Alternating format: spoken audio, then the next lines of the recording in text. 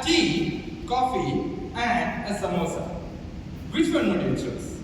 If you had asked me this question 10 years back, I would have grabbed them all and gulped them down. Why? Because I was a very proud foodie. Fellow Toastmasters, friends, and my dear journalists. We all know that food is medicine, but I am a living testimony. Because if I was happy, I ate. If I was sad, I ate. If I was angry, I ate. No matter what problem I had in my life, I just ate. Food was my only medication to all my problems. Like marathon and walkathon, as a proud foodie, I went on foodathons. Foodathon, anybody? I walk into a restaurant and start ordering every food in the menu until the waiter comes to me and says, Sir, 11 p.m. sir, kitchen closed sir, I have to go home sir, please don't order sir. As I was enjoying my foodie days like that, I stumbled upon the greatest challenge of my life. Even before marriage, I realized I was pregnant. Wherever I went, my tummy was always a step ahead, my back was always a step behind, and I was stranded in between. Acidity, bloating, gastritis, everything became part and parcel of my life. Not knowing what to do, I called my friend. Paji, you know, food is medicine. You know, I am a living testimony. Why is this happening to me, da? Why? You know what he said? Machi, colon cancer, Google is telling. Colon cancer. End of friendship, never spoke to him after that.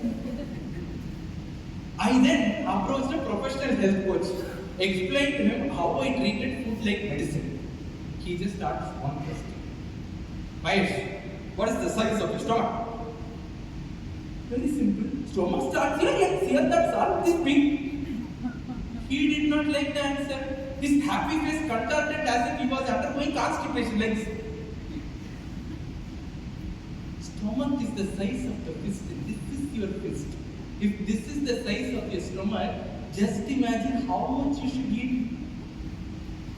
For what you are doing to your stomach, if this was Bahubali movie, your stomach will come back in the next generation, take rebirth and kill you.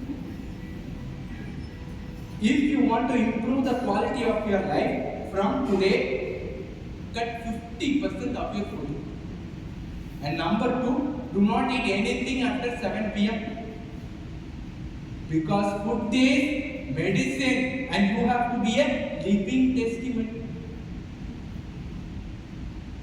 I was getting constipation and diarrhea at the same time. Cutting 50% of my food. Is it a job? I am a living testimony only. Food is medicine only. But every single day when I start my day, I tell myself, today I have to eat only 50% of my food. I will find there is some team lunch at office. Why? Some celebration. On this day, and this day, that day, every single day we celebrate. And what do we do in the name of celebration? Go to barbecue buffet, order bucket biryani, and eat as if we were starving for the last 10 days. Looking at how we eat, the waiter will come and give tips to us. After miserably failing in the 50% challenge, I will tell, okay, today definitely I have to eat before 7 p.m. A mail will come. Meeting at 6:30 p.m. only for 30 minutes. Who? My boss. For a 3-minute meeting, he will take 3 hours. How can I eat before 7 p.m.? I'm telling you, it was very, very tough. But in this entire journey, I realized one thing. Just because I had easy access to food, just because I like eating, I was eating all the time. I never realized this anytime food lifestyle is a slow poison. Food is medicine, but only if it is had in moderation. As I realized this fact, I became more conscious about my food choices. Instead of watching the TV and eating like this, I saw my plate I got focused on the food that I ate. Instead of the regular 6 idlis in the morning, just 2 or 3 were sufficient for me. That was the size of my stomach. Instead of whenever I ate dinner before 7 p.m., I had a wonderful sleep. I woke up fully charged the next morning. In 1 year, I lost 15 kgs. My friend thinks that was because of colon cancer. That's a different story. But it was not just about weight loss. My energy levels improved, my productivity improved, I became more happy, all my stomach ailments vanished. It was as if I discovered a holistic health and well-being recipe. Why am I telling this to you?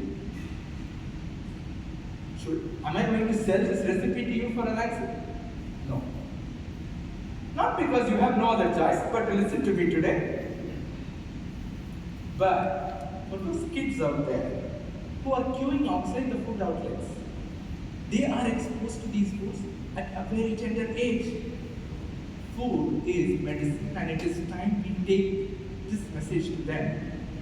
Otherwise, they would be staring at a very big health crisis. I strongly believe if I can share this message on this stage today, then at least one of you will take this back. Today, if you ask me to choose between coffee, tea and a samosa, I'll allow my stomach to make the choice. What about you? Toastmasters.